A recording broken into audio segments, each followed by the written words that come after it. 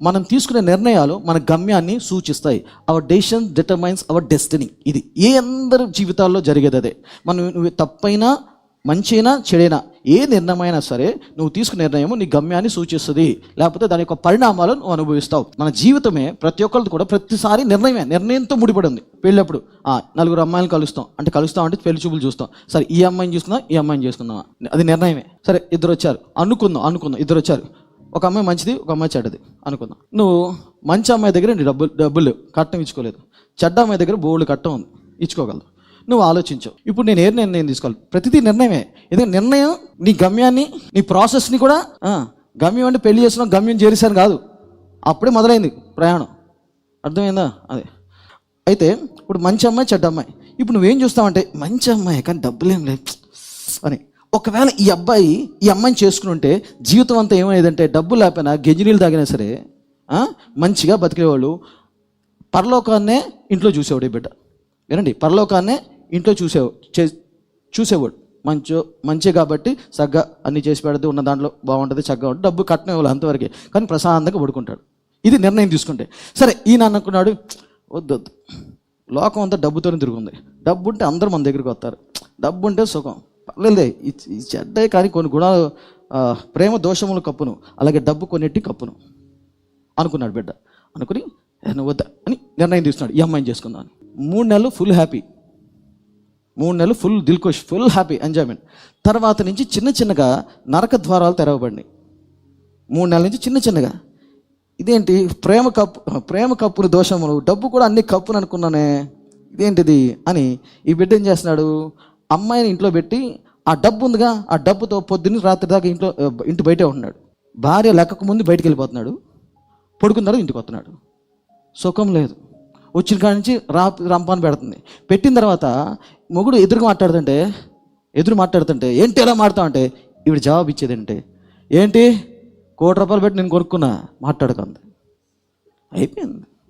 అయిపోయా ఇంకేం లేదు.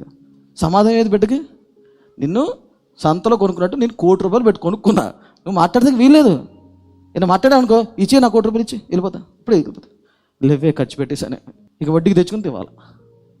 ఇప్పుడు ఏమైంది ఈ నిర్ణయం? నేను ఎందుకు ఈ మాటలు చెప్తున్నానంటే మన నిర్ణయాలే ప్రతిదీ కూడా, ఇక్కడ ఉన్న వాళ్ళు మీరు కానీ నేను కానీ, చెడ్డ నిర్ణయం ఒక పరిణామాలు కాన్సిక్వెన్సెస్ ఒక దారి చూపిద్ది, అది జరుగుతుంది. రానున్న రోజుల్లో రానున్న సంవత్సరాల్లో ఒక మంచి నిర్ణయం ఇది జరుగుతుంది. ఇప్పుడు నేను నా జీవితంలో నేను చెడ్డ నిర్ణయాలు తీసుకున్నా, మంచి నిర్ణయాలు తీసుకున్నా. చెడ్డ నిర్ణయాలు బట్టి, భావోద్రేకాల నిర్ణయాలు బట్టి, చూపును బట్టి, మనుషులు బట్టి తీసుకున్న నిర్ణయాలు నా కష్టాల్ని, కన్నీళ్ళని, వేదనని తెచ్చిపెట్టి.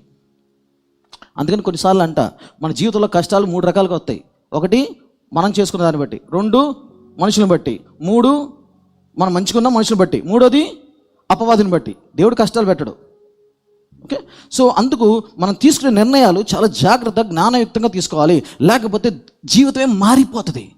ఇప్పుడు నేను కనుక 2023లో యేసు ప్రభుని సొంత రక్షకుడిగా అంగీకరించాలి అనే నిర్ణయం తీసుకుని అంగీకరించా. అది కనుక చేసుకోకుండా యేసు ప్రభు ఎద్దు లేదు, మనం కష్టపడదాం, సాధిద్దాం, డబ్బు సంపాదిద్దాం, మంచిగా ఉందాం అని ఆ నిర్ణయం తీసుకుంటే నా బతుకు ఎక్కడో ఉండేది, నా జీవితం ఎక్కడో ఉండేది. వేరే లైఫ్, వేరే జీవితం, వేరే మనుషులు. మీరు ఉండేవాళ్ళు కాదు, నేను ఉండేవాడు కాదు. అది మీరు ఉండేవాళ్ళు ఇక్కడ మాలు చెప్తున్నా, మీరెవరో నాకు తెలియదు. ఇక వేరే కొత్త పరిచయాలు, కొత్త మనుషులు, కొత్త గమ్యం, కొత్త ఇల్లు, కొత్త ఊరు, అటు పోయేవాడు నేను ఆఖరి. కానీ నిర్ణయం తీసుకున్నా, నువ్వు నాకు కావాలా జీవితంలో. ఆ నిర్ణయం తీసుకో మాత్రమే కాదు, ఇంకోటి కూడా, నీకోసమే బతకాలి, నువ్వు చెప్పించేయాలని నిర్ణయం తీసుకున్నా. అందుకు ఇక్కడ ఉన్నా. లేకపోతే ఆ నిర్ణయం తీసుకుంటే నా జీవితం నా ఇష్టం, నేను ఎంజాయ్ చేయాలి, నేను మంచిగా ఉండాలి అని, నేను సంపాదించాలి, నాకు పేరు కావాలి లోకంలో అని ఆ నిర్ణయం తీసుకుంటే నా జీవితం వేరుగా ఉండేది, నా జీవితం. అలాగే మన జీవితాల్లో కూడా మన నిర్ణయం ఆచి చూచి నిర్ణయించుకుని చాలా జాగ్రత్తగా తీసుకోండి. అరే మామూలుగా అయితే మీరు ఒక షాప్కి వెళ్తే ఏ ప్యాంటు ఏ షర్టు కావాలని కూడా నిర్ణయిస్తారా లేదా? దాన్నే నిర్ణయిస్తారు, ఏ ప్యాంటు ఏ షర్టు, ఇది బాగుంది ఇది బాగుంది. మీ నిర్ణయానికి ఈటోని చంపేస్తారు ఆడవాళ్ళు, ఆ షాప్ వాడిని. మీ నిర్ణయాలకి 10 చూపిస్తారు, నచ్చలా ఆయన పీచి చేసి చివరికి పాపం బాగాలేదండి, పక్క షాప్కి వెళ్దామా వాడిని చంపడానికి. అంటే నిర్ణయం తీసుకోవడం మీరు ఎంత ఆలోచిస్తారు చూడండి. నేను అది చెప్పబోతున్నా, ప్రాక్టికల్గా మన జీవితం జరిగే చెప్తున్నా. ఎక్కడో బైబిల్లో చెప్తాను. కానీ ఒక నిర్ణయం, ఒక పట్టు చీర లేదా ఒక చీరే మీరు డబ్బులు పెట్టి కొంటున్నారు కాబట్టి మంచిగా ఉండాలా, కట్టుకుంటే నేను బాగుండాలా, లేకపోతే చూసిన వాళ్ళు బాగుందనాలా అని ఒక కోరిక ఉంటుంది. ఒక ఇష్టం ఉంటుంది. దానికే 10 సార్లు ఆలోచించి 10 షాపులు తిరిగి అంత నిర్ణయం తీసుకున్నారు. అలాగే కొన్ని జీవితాల్లో, మన జీవితాల్లో కూడా ప్రార్థన చేసుకోవాలి ఆ నిర్ణయం, చర్చికి వెళ్ళాలి ఆ నిర్ణయం, నేను ఆరాధించాలి దేవుడిని ఆ నిర్ణయం, దేవుడి ప్రజలతో సహవాసం చేయాలి ఒక నిర్ణయం, చెడ్డ సహవాసం నేను పట్టగొట్టు ఆ నిర్ణయం, టీవీలో కొన్ని చూడకూడదు నేను ఆ నిర్ణయం, సాక్షాత్తు దేవుణ్ణి ప్రేమించాలి అనేది నిర్ణయం. ఎన్ని నిర్ణయాలే, గట్టి నిర్ణయం తీసుకుంటావు అంతే. నేను అందుకని చిన్న చిన్న విషయాలు చెప్తున్నా. బట్టల కాడ మన అబ్బాయిని ఏ స్కూల్కి పంపించాలా, ఎక్కడ బాగుంటుంది, ఏ కాలేజ్ బాగుంటుంది, 10 సార్లు ఎతికి ఇంటర్నెట్లో వాడిని వీడిని అడిగి అక్కడ బాగా చెప్తారా, టీచర్లు బాగా చెప్తారా, మొత్తం అడిగి ఒక నిర్ణయం తీసుకుంటాం. అలా ప్రతి దాంట్లో ఖర్చీఫ్ కొనాలని కూడా నిర్ణయాలే. ఇది కాటనా ఇంకోట, కాటన్ అయితే చాడు బాగా పీల్చుద్ది, మనకు అన్నీ వచ్చు జ్ఞానం.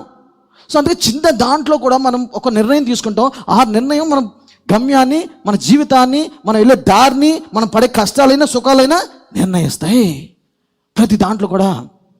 ఇప్పుడు శారీరకంగా చెప్పా, ఇప్పుడు ఆత్మీయంగా చెప్తా.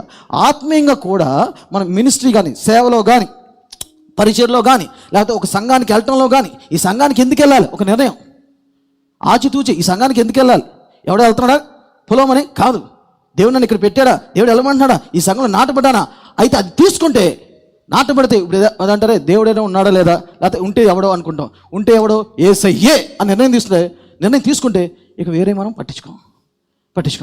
అలాగే నేనంటాను, ఈ సంఘంలో దేవుడిని నాటాడు పెట్టాడు అంటే ఊరినే వెళ్ళటమే కాదు, ఒక బాధ్యత కలిగి ఈ సంఘంలోనే పాలిభాగస్తుడిని, దేవుడు ఈ సంఘం మీద ఒక అభిషేకం ఉంచాడు, ఆ సంఘంలోనే పాలిభాగస్తులు అవుతా అని ఒక బాధ్యత వహించి నా వంతు నేను సంఘానికి కానీ మనుషులకు కానీ సహాయం చేస్తాను.